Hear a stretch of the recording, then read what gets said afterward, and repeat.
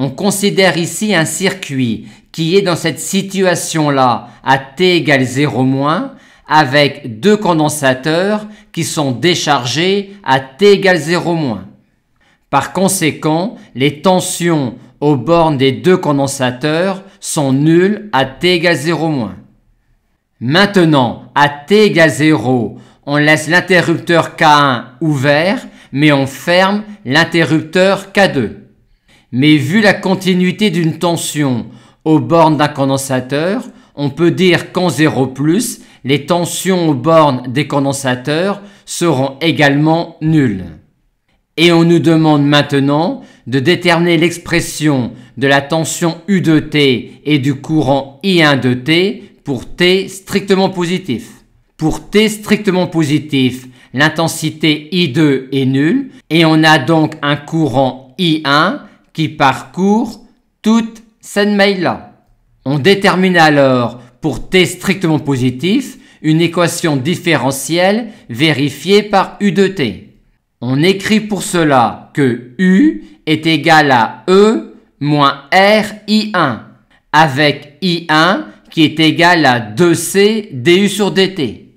On a donc cette équation différentielle-là vérifiée par U pour T strictement positif, ce qui nous donne cette expression-là pour U de T pour T strictement positif, vu que U en 0+ est nul.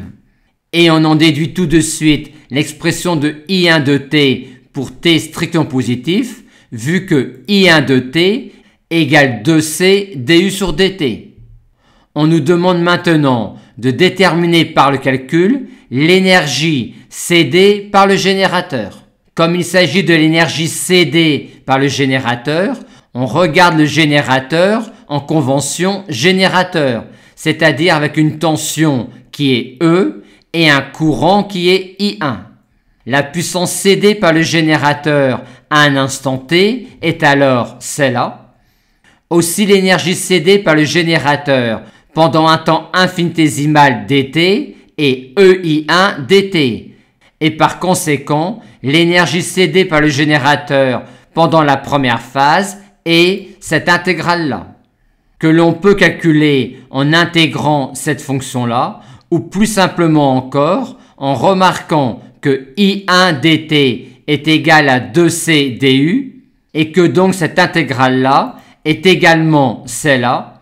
On connaît déjà la valeur de U en 0+, et la valeur de U en l'infini et E, soit grâce à l'expression de U de T, soit en disant qu'à l'infini, un régime permanent continu s'est installé et que l'on a donc en l'infini cette quantité-là qui est nulle et que donc en l'infini, U infini est égal à E.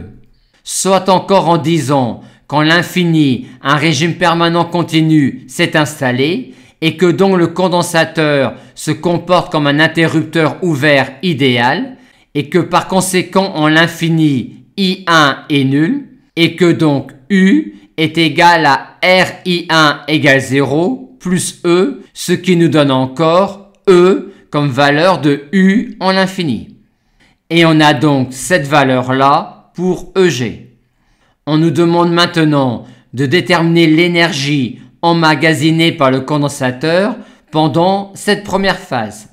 On sait que pour un condensateur de capacité C1, on peut définir une fonction énergie fournie au condensateur par 1/2 de C1 U carré.